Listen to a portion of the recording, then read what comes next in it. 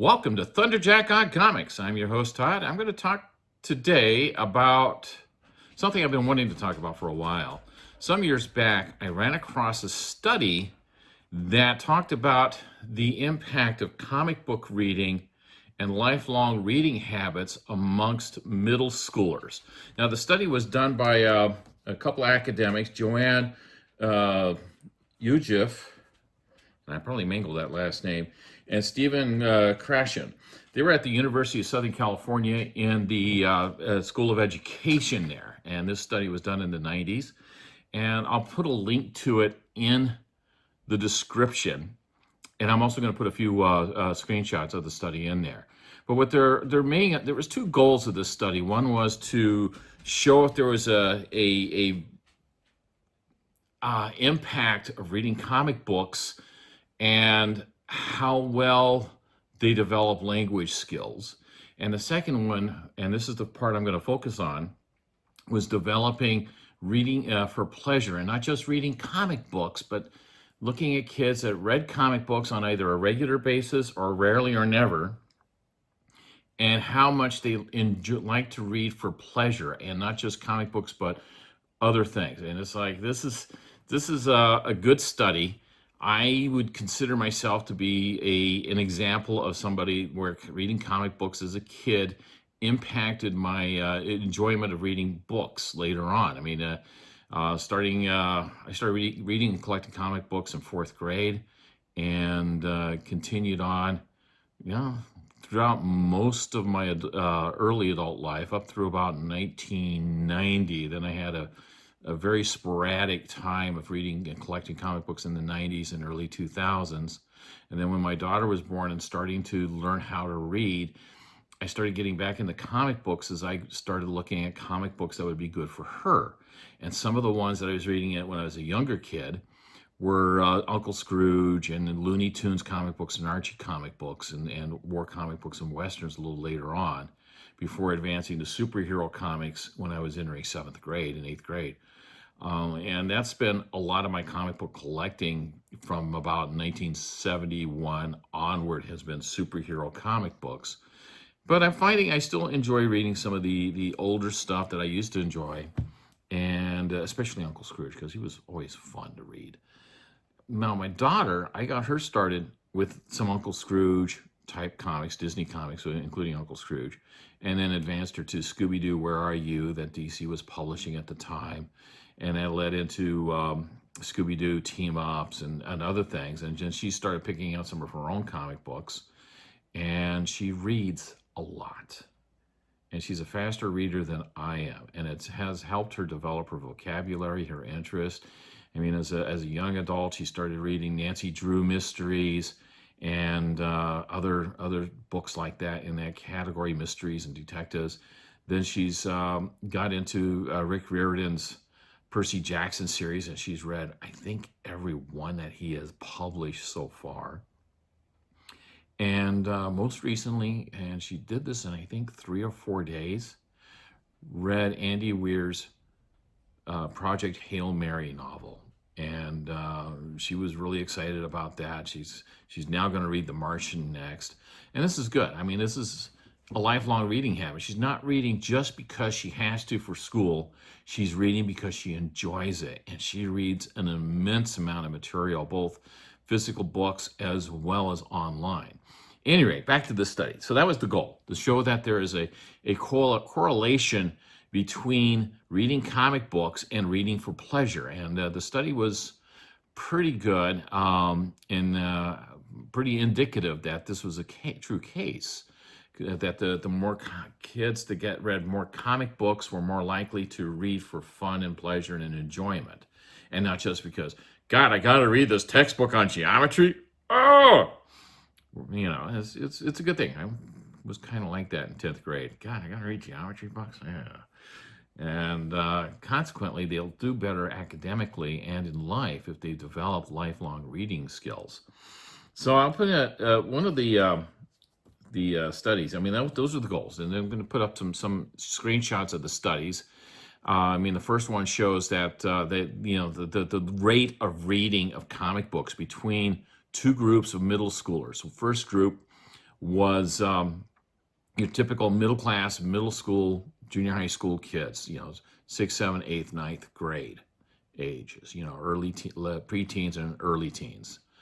And the second group was the same age group, and they were actually focused on seventh graders in this study, not just that group of age range, but specifically seventh grade.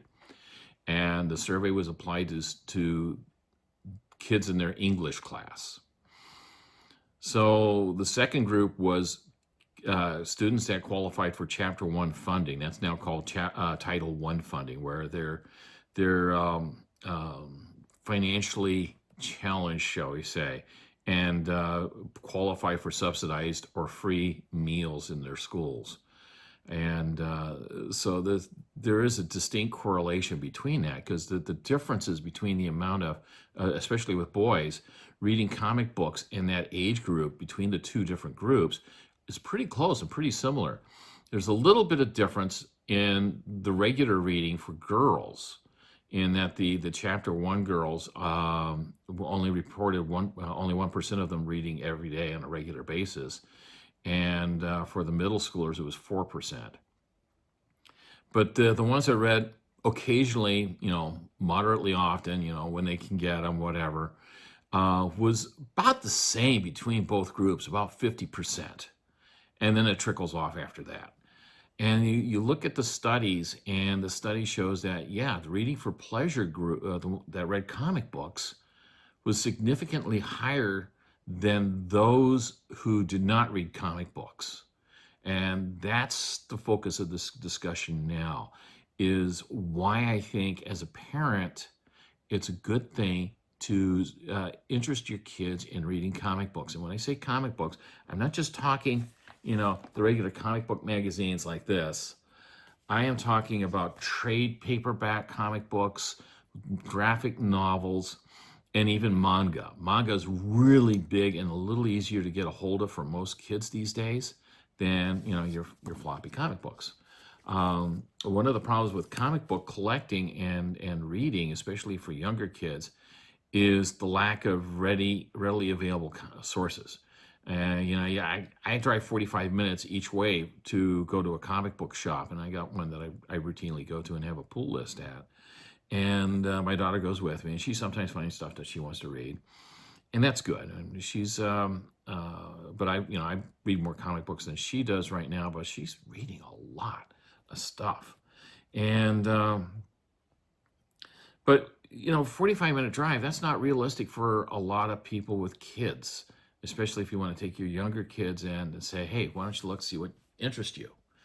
And with comic books, they have a rating system now. And, I'm using the Archie Comics. This is a new one that just got yesterday, or this week, I should say. And it's, Archie Comics are generally rated all ages. Everybody, good for every age group. But that's not true of all comic books. I mean, you got to look at the rating system and what the little tag with the barcode says. It might say teens plus, all ages, everybody. Mature, which means you don't want to be giving this to your younger kids, or parental advisory, which is like a PG-13 movie rating, things like that. Other sources for comic books, and you can go to Barnes & Noble and probably other bookstores and find a lot of different graphic novels. And I had one handy, and I thought I pulled it up, but I didn't. It's not handy now. But also, Barnes & Noble does carry Archie Comics in a digest form. And this is a smaller booklet, and it's got, a lot of reprints of other issues in here. And those are, to me, they're a little pricey on the cover price. I mean, the new ones I looked at, they're a lot thinner than this, and they're $10. But that's a source where you can go and find comic books. Barnes & Noble used to carry some of the all-ages DC and Marvel comics, but I haven't seen them at any of the Barnes & Noble around where I live. But they have trade paperbacks, and they have manga, and other formats, omnibuses. But the omnibuses you might find as a parent a little expensive because they're big, heavy beasts. And I got a couple right behind me on my shelf here.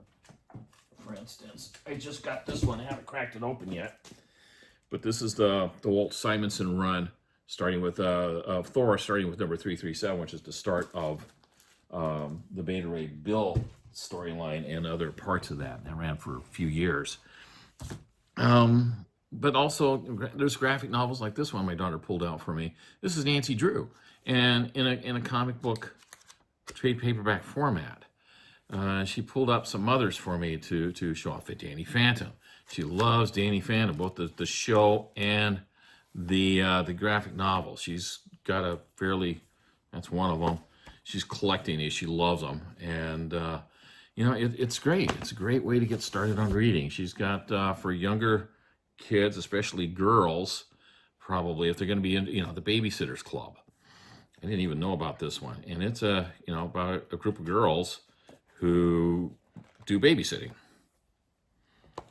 Phineas and Ferb. Not surprised that they have, you know, graphic novels, and this is a big one. It's fairly thick. And it's a collection of Phineas Ferb, and you know, lots of stuff in here. And the TV show that's on Disney Plus is really good. An older one she's got is The Adventures of Tintin right here. Tintin is recently became public domain as a character, and so there's a graphic novel, trade paperback size. How to Train Your Dragons. She's read the whole series of the How to Train Your Dragon books and loves the movie, loves the TV series that was spun off of this, and the books that the series was originally based on. So you got this. Another one that she loves, Tangled. Oh my gosh. There's so much material out there on with the spin-off TV series for that one as well. DC, Superhero Girls. She likes this one. This has been a really good one. This is definitely an all ages booklet and trade paperback. And, you know, if you got kids, they might find that fun. Disney Princesses. Oh my gosh. I also mentioned manga. Manga, one of her favorites, Miraculous. And this has like a 5 or 6 season TV series as well. And this is typical manga. You start at what we would call the back and work forward. But you know, in Asia and Japan and all that, this is actually the front. And the Miraculous animated series is also really good. We've been watching it as a family. I think we're about 6 episodes into it right now as a family. My daughter has already watched the entire run. One that I'm interested in reading and starting to read is this one, One Piece.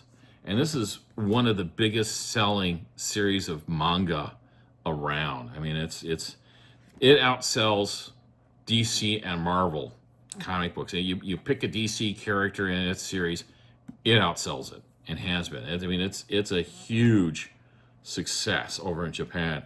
And it's got an anime series, and there's now been a Netflix TV series live action. I've only seen a couple episodes of the live action. It's really well done. The anime I've watched, I'd say about 150 episodes, and it's dense. It's a lot. And I figured, well, why don't I try reading it? And I have started reading it last night, and it's really good. So that's that part. And I had mentioned earlier Uncle Scrooge. My wife picked this up for me the other day when she was out shopping, and there was at one of the malls around here, there's a little flea market, and they sell a few older comic books. I'm not sure if she overpaid for this, but yeah, it was a couple of bucks. Marvel and DC are both doing reprints, and I'm going to point out something specific on this one as well. This is a reprint of a comic book I used to have, and this is the first appearance of Punisher and it's Spider-Man. But there's also this little Comics Code Authority stamp up here, which that's an indicator for older comic books that it's going to be safe for pretty much all ages or close to all ages, depending on the type of comic book. You know, I've been getting reprints for other things here, like this one here. This is Silver Surfer. I like Silver Surfer. And Space Ghost, this is more teens age group. This is an independent publisher. Let's see, Dynamite, of course, yes. And they've also been doing some Johnny Quest. Those are fun reads if you get a chance. If you got kids that are more early teens, that would be a good one for them. And of course, you know, I talked about this in another video, Betty and Veronica swimsuit issue. It's just pure fun, all ages, And I liked reading the Archie comics as a kid, along with the war comics. Sad Sack was another one I read as a kid, in Western comics. But it's a matter of looking for things that A, interest your kids, and B, not overly expensive. In other words, you don't want to go out and buy something like this.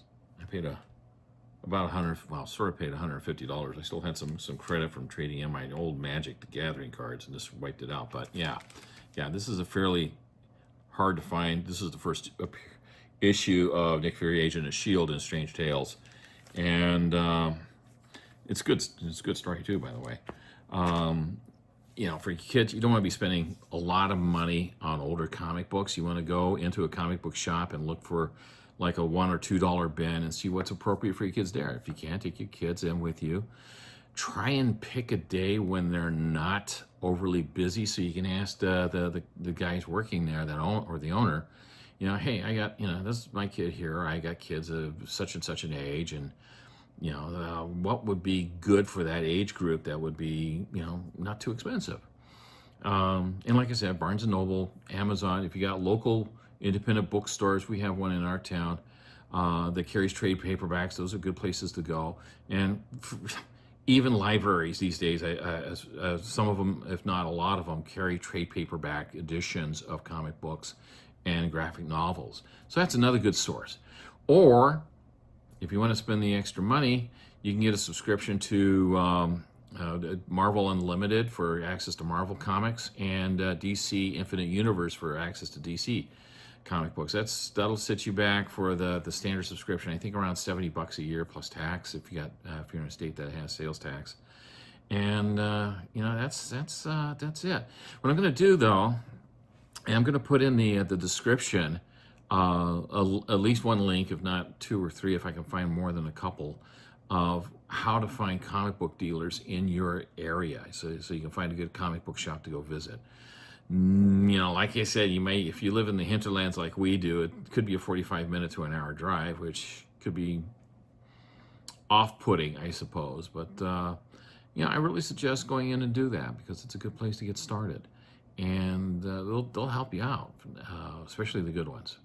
And that's it. That's my take. If you want your kids to develop lifelong reading skills, and not only for fun, but take their academics seriously with reading, oh my gosh, I have to read, geometry books and biology books and this, that, and the other thing, textbooks, they'll read. And they'll find reasons to read, and they'll enjoy reading other material more readily. I mean, even as a kid in junior high school, when I was buying my own books, I was buying books on World War II history because I had an interest in that. And I was reading war comics as well. And there's just so much. And reading the World War II history books led me to going to science fiction, thanks to the book dealer that I was going to at the time. And Star Trek, I was always a Star Trek fan, so I was reading James Blish Star Trek books and so on, and ad infinitum and ad nauseum and all that. But it's good stuff, and it's a good way to help them appreciate reading and develop better language skills and learn. Because a lot of the comic books will help them with their vocabulary, because it's better than just sitting in front of a boob tube also and watching TV, as far as I'm concerned. So that's about it. I'm starting to ramble a little bit, I think. So I think we'll call this a day. And I hope you find some value in what I've said here and what I've covered. And take a look at this study. I'll put a link to it in the description. And it's a 7-page, and 6 pages plus a page for references. But take a look. The article was published in 1996, and it's readily available online. So like I said, I'll put the link up in there. It's a PDF. That's about it. Thanks for tuning in to Thunderjack on Comics. I hope you find some value in this little discussion. If you like what I'm doing here, please hit the subscribe button. Pass this one around to your other people that may be interested in finding reasons to interest their kids in comic books and that medium of reading, not just the floppy comic books, but also trade paperbacks and manga or whatever happens to interest your kids. So once again, thanks for tuning in to Thunderjack on Comics. We'll see you next time. Ciao.